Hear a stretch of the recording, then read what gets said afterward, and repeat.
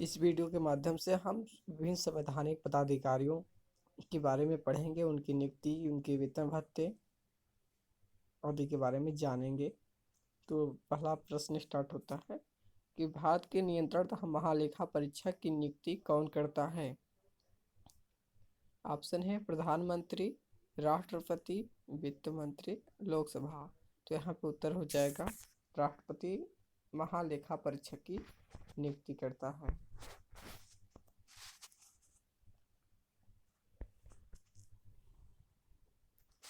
अगला प्रश्न है भारत का नियंत्रण महालेखा परीक्षक किसके लिए मुख्य लेखाकार तथा लेखा परीक्षक के रूप में काम करता है।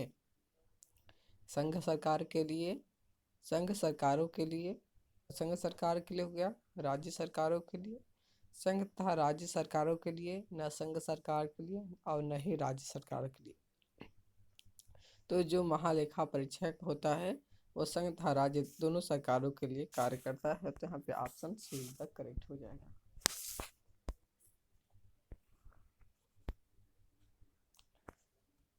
अगला प्रश्न है निम्नलिखित में से वह कौन सा अधिकारी है जो भारत सरकार के वित्तीय लेन देन के लेखाकरण के लिए जिम्मेदार होता है। ऑप्शन है वित्त सचिव, नियंत्रण एवं महालेखा परीक्षक, महालेखा नियंत्रक, अध्यक्ष वित्त आयोग। तो यहाँ पे नियंत्रण एवं महालेखा परीक्षक ही वह लेखाकार होता है जो वित्तीय लेन देन का जिम्मेदार होता है। तो option B is the correct हो जाएगा। अगला प्रश्न है भारत के नियंत्रण एवं महालेखा परीक्षक की नियुक्ति की अवधि कितनी होती है। 6 वर्ष, 65 वर्ष की आयु तक, 6 वर्ष या 65 वर्ष की आयु जो पहले भी शामिल हो, 64 वर्ष की आयु तक। तो यहाँ पे क्या हो जाएगा, भारत के नियंत्रण महालेखा की नियुक्ति 6 वर्ष की आयु तक की जाती है। अगर इससे पहले वो 65 वर्ष की आयु पूरी कर लेता है तो उसे अपने पद से क्या होता है, हटना होता है, सेवानिवृत्त हो जाते हैं। तो ऑप्शन सी करेक्ट हो जाएगा। अगला प्रश्न है भारत के नियंत्रक एवं महालेखा परीक्षक का कार्यकाल कितने वर्षों का होता है। कार्यकाल की बात हो रही है तो ऑप्शन है 3 वर्ष, 4 वर्ष, 5 वर्ष, 6 वर्ष। तो नियंत्रण महालेखा के परीक्षक की जो कार्यकाल होता है वह 6 वर्ष की होती है। अगला प्रश्न है निम्नलिखित में से अस्थायी संस्था कौन सी है। परिवार, राजनीतिक दल, रेड क्रॉस, यूएनओ। तो परिवार क्या है, एक अस्थायी संस्था है।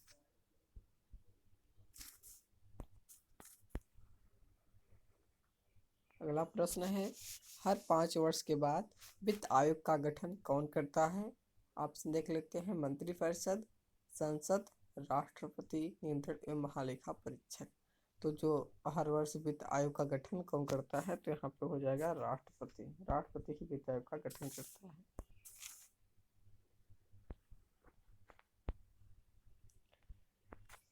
पहले वित्त आयोग का गठन हुआ था 1950 ईस्वी में, 1951 ईस्वी में, 1952 ईस्वी में, 1954 में। तो 1951 में सर्वप्रथम वित्त आयोग का गठन होता है। तो ऑप्शन हो जाएगा बी द करेक्ट।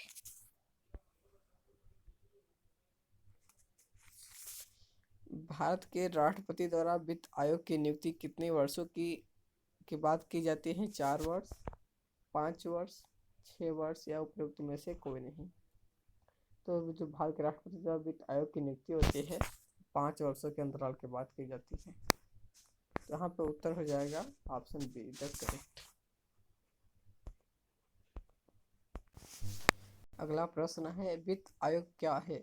स्थायी निकाय है, वार्षिकी निकाय है, त्रिवार्षिक निकाय है, पंचवार्षिक निकाय है।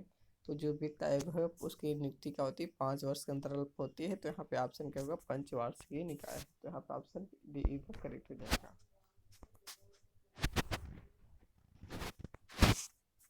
अगला प्रश्न है वित्त आयोग फाइनेंस कमीशन के अध्यक्ष की नियुक्ति कौन करता है। राष्ट्रपति, प्रधानमंत्री, मंत्रिमंडल, संसद।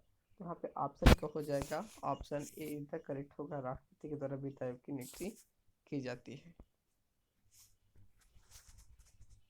अगले प्रश्न को देखते हैं निम्नलिखित में से वह प्राधिकारी कौन सा है जो भारत की समेकित निधि से राज्य के राजस्व सहायता अनुदान पर लागू होने वाले सिद्धांतों की सिफारिश करता है? ऑप्शन है लोक लेखा समिति, केंद्रीय वित्त मंत्रालय, वित्त आयोग, अंतर्राज्यीय परिषद। तो यहाँ पे हो जाएगा वित्त आयोग हो जाएगा, जिसके तहत क्या है राष्ट्रपति 5 वर्ष के लिए गठन करते हैं। तो यहाँ पे ऑप्शन से इज द करेक्ट हो जाएगा। अगला प्रश्न है, केंद्र सरकार किसकी सिफारिश के आधार पर भारत की समेकित निधि से राज्यों को सहायता अनुदान देती है? योजना आयोग, संघीय वित्त मंत्री, वित्त आयोग, राष्ट्रीय विकास परिषद। तो यहाँ पे उत्तर हो जाएगा वित्त आयोग। तो ऑप्शन सी क्या होगा, सही होगा।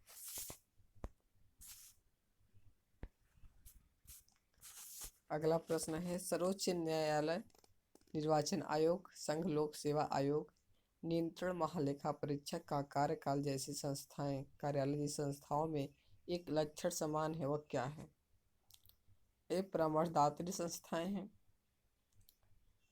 ए संविधानेतर संस्थाएं हैं, ए विधानमंडल द्वारा नियंत्रित होते हैं, ए संवैधानिक संस्थाएं हैं। तो ये क्या है, एक संवैधानिक संस्थाएं हैं।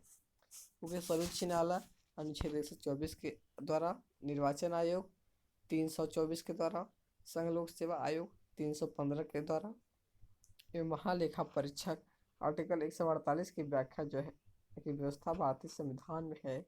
तो ये सभी संस्थाएं क्या है, एक संवैधानिक संस्थाएं है। तो option D is the correct हो जाएगा।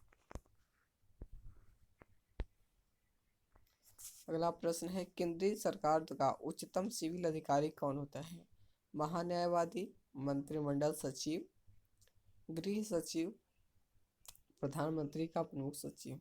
तो यहाँ पर हो जाएगा मंत्रिमंडल सचिव, जो कैबिनेट सचिव होता है। यहाँ पर ऑप्शन हो जाएगा B is the correct.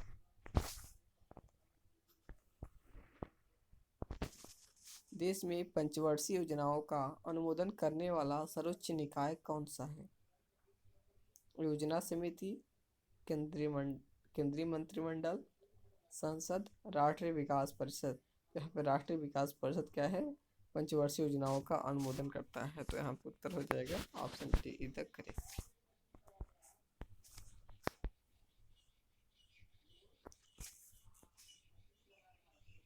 Bharat के महान्यायवादी की नियुक्ति कौन करता है? उच्चतम न्यायालय का मुख्य न्यायाधीश, संसद, वित्त मंत्री, राष्ट्रपति। तो भारत के महान्यायवादी की नियुक्ति राष्ट्रपति के द्वारा की जाती है। तो यहाँ पर उत्तर हो जाएगा ऑप्शन डी तक। अगला प्रश्न है, भारत के महान्यायवादी को कहाँ पर सुनवाई करने का अधिकार है?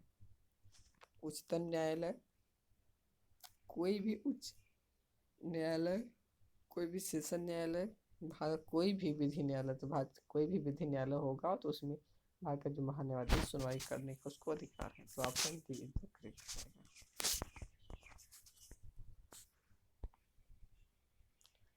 अगला प्रश्न है, अग्रलिखित में से वह व्यक्ति कौन है जो संसद सदस्य नहीं है लेकिन यह संसद को संबोधित करने का अधिकार प्राप्त है? भारत का अटॉर्नी जनरल, भारत का सॉलिसिटर जनरल, भारत के मुख्य न्यायमूर्ति, मुख्य निर्वाचन आयुक्त। तो भारत के जो अटॉर्नी जनरल है वह संबोधित करने का अधिकार है। तो option A is the correct.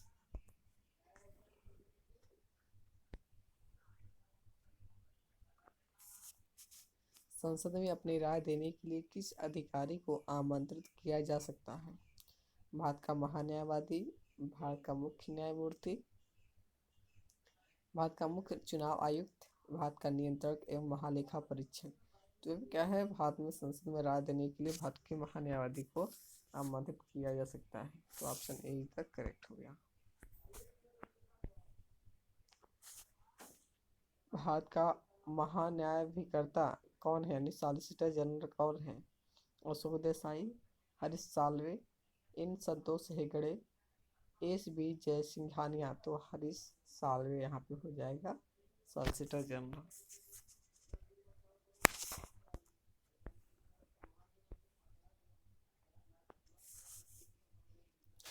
राष्ट्रीय मानव अधिकार आयोग के अध्यक्ष कौन हैं? श्री न्यायमूर्ति रंगनाथ मिश्र, श्री न्यायमूर्ति एम विक्टर चलैया, विकट चलैया हो गया, श्री न्यायमूर्ति एम अहमदी, श्रीमती न्यायमूर्ति एस वर्मा। यहाँ पर उत्तर हो जाएगा श्री न्यायमूर्ति रंगनाथ मिश्र।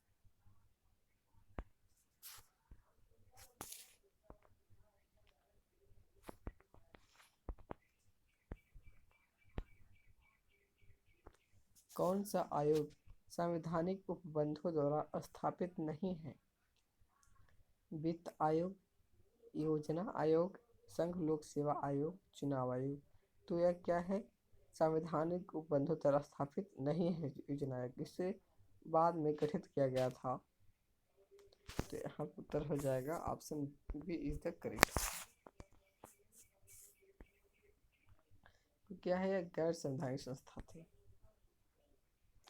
अगला प्रश्न है, भारत का योजना आयोग है एक संवैधानिक निकाय, एक स्वतंत्र और स्वायत्त निकाय, एक सांविधिक निकाय, एक असंवैधानिक निकाय। तो यहाँ पर योजना आयोग एक असंवैधानिक निकाय है।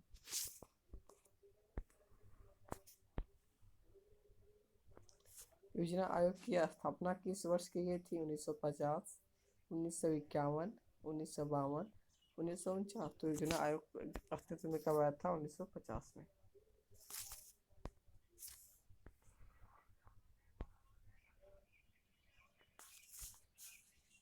अगला प्रश्न है, निम्नलिखित में से कौन सा निकाय संविधानेतर और असंवैधानिक है? वित्त आयोग, योजना आयोग, संघ लोक सेवा आयोग, चुनाव आयोग। तो योजना आयोग क्या है? असंवैधानिक है और सभी आयोग क्या है?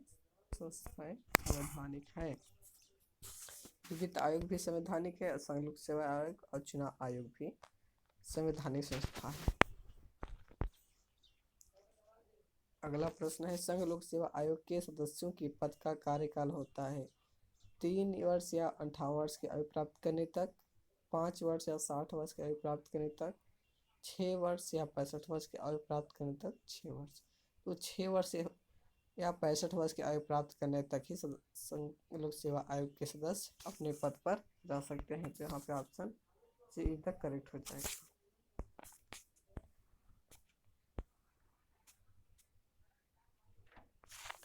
संघ लोक सेवा आयोग के सदस्यों को पद से हटाया जा सकता है 2/3 बहुमत से पारित प्रस्ताव के बाद संसद द्वारा, केंद्रीय मंत्रिपरिषद की सर्वसम्मत सिफारिश पर राष्ट्रपति द्वारा, सर्वोच्च न्यायालय द्वारा जांच और रिपोर्ट के आधार पर राष्ट्रपति द्वारा, केंद्रीय प्रशासनिक अधिकरण और की सिफारिश पर राष्ट्रपति द्वारा। तो संघ लोक सेवा आयोग के सदस्यों का सर्वोच्च न्यायालय द्वारा जब जांच हो जाएगा तो उसके आधार पर राष्ट्रपति के द्वारा इसको हटाया जा सकता है। तो option C is the correct होगा।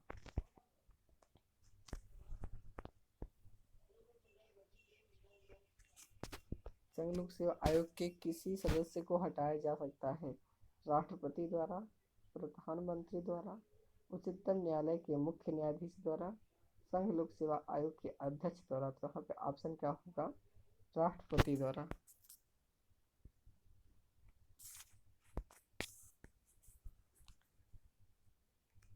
अगला प्रश्न है, अधिकारी वर्ग करता है केवल प्रशासनिक कार्य, केवल न्यायिक कार्य, केवल विधायी कार्य, प्रशासनिक और अर्ध विधायी कार्य। तो यहाँ पे अधिकारी करता है प्रशासनिक, अर्ध न्यायिक और अर्ध विधायी काम भी करता है। तो यहाँ पे option D is the correct होगा।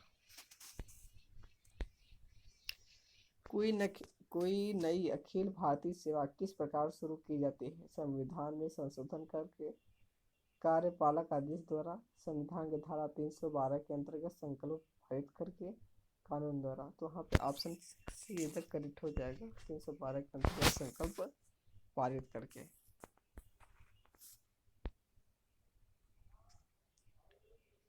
अगला प्रश्न है, संघ लोक सेवा आयोग यूपीएससी की मूल संस्था लोक सेवा आयोग कब स्थापित किया गया था? 1 अक्टूबर 1926, 1 अप्रैल 1937, 15 अगस्त 1947, 26 जनवरी 1950। जो संघ लोक सेवा आयोग आया था वो 1 अक्टूबर 1926 को लाइन ऑफ फर्नहाफ की अध्यक्षता वाले रॉयल कमीशन की सिफारिश पर की गई थी। सर रॉस वारकर इसके प्रथम अध्यक्ष थे। तो यहाँ पर उत्तर हो जाएगा ऑप्शन ए तक 1 अक्टूबर 1926। अगला प्रश्न है संघ लोक सेवा आयोग अखिल भारतीय सेवा कार्मिकों का ऑप्शन है बर्खास्त करता है, निर्वाचन करता है, चयन करता है, नियुक्ति करता है। तो ऑप्शन क्या होगा? सी इज द करेक्ट होगा। संघ आयोग भारतीय अखिल सेवा कर्मियों का चयन करता है। तो ऑप्शन क्या होगा? सी होगा।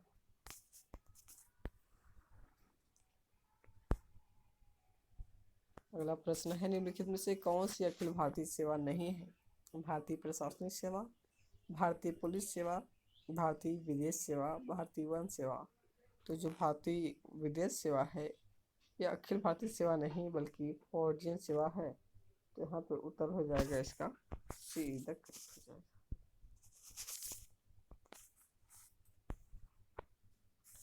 तो आज का वीडियो यहीं समाप्त होता है।